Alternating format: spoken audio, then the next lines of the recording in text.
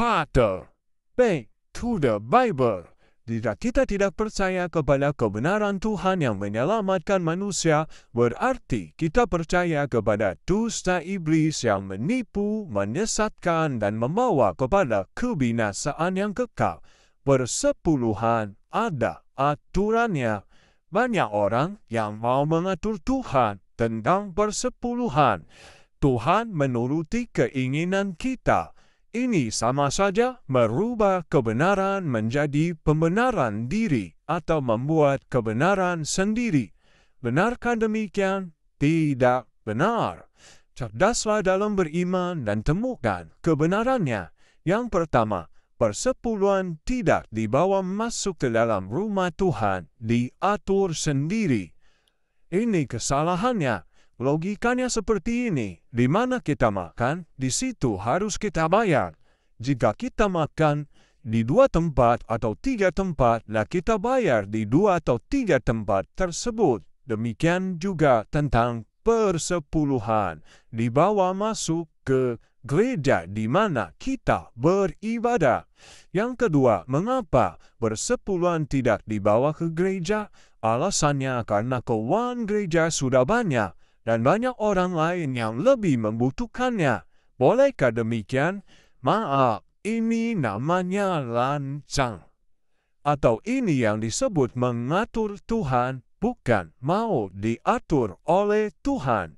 Yang ketiga, namanya uang Tuhan. Seharusnya berdoalah kepada Tuhan, apakah boleh persepuluhan diberikan kemana-mana semau kita.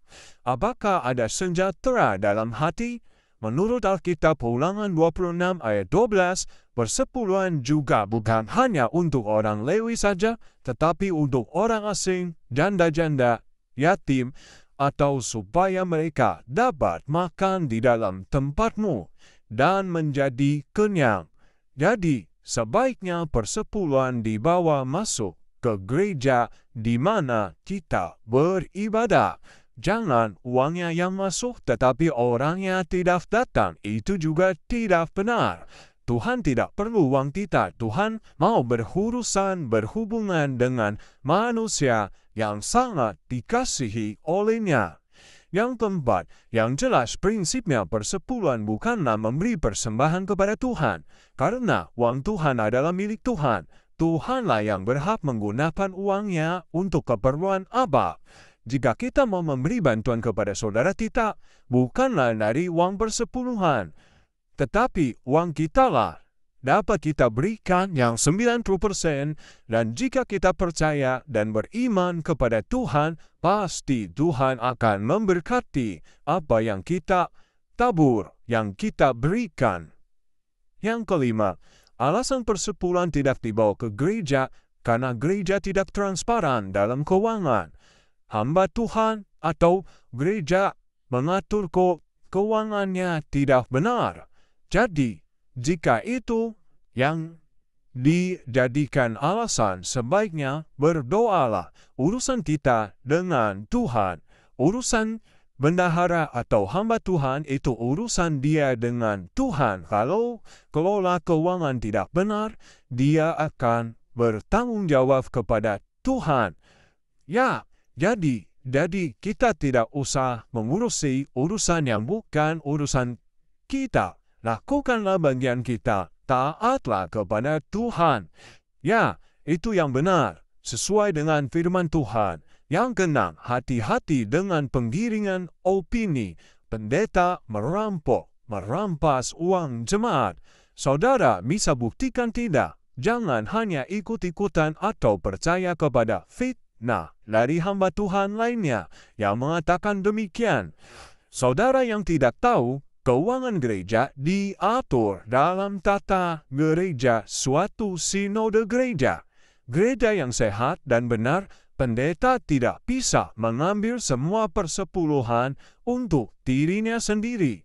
Jadi tidaklah benar jika pendeta dituduh, difitnah, merampok uang jemaat. Tanyakan saja kepada jemaatnya, adakah uangnya yang dirampok oleh pendetanya? Jadi, itu adalah fitnah. Fitnah adalah perkataan bohong. Yang ketujuh, kita tidak tahu apa motivasi sebenarnya seorang hamba Tuhan menyerang hamba Tuhan lainnya atau gereja lainnya. Apakah karena jemaatnya hal banyak? Atau karena jemaatnya banyak yang pindah kepada gereja yang dimaksud, pendeta yang difitnah merampok uang jemaat? Atau adakah iri hati karena melihat pendeta lain yang lebih kaya?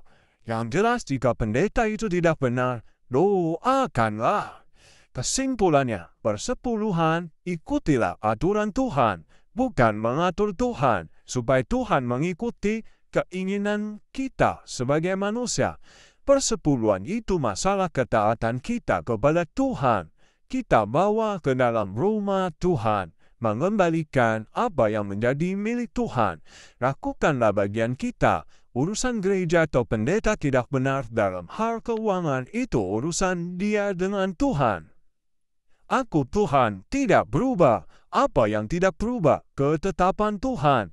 Apa itu ketetapan Tuhan? Ketetapan Tuhan adalah firman Tuhan yang terdapat di dalam Perjanjian Lama dan Perjanjian Baru. Salah satunya adalah persepuluhan. Jadi, kalau Tuhan tidak merubah ketetapannya, mengapa manusia berani merubah ketetapan Tuhan? Celakalah jika itu tidak menyadari atau bertobat. Back to the Bible. Yesus mengasihimu. Kembalilah kepada jalan yang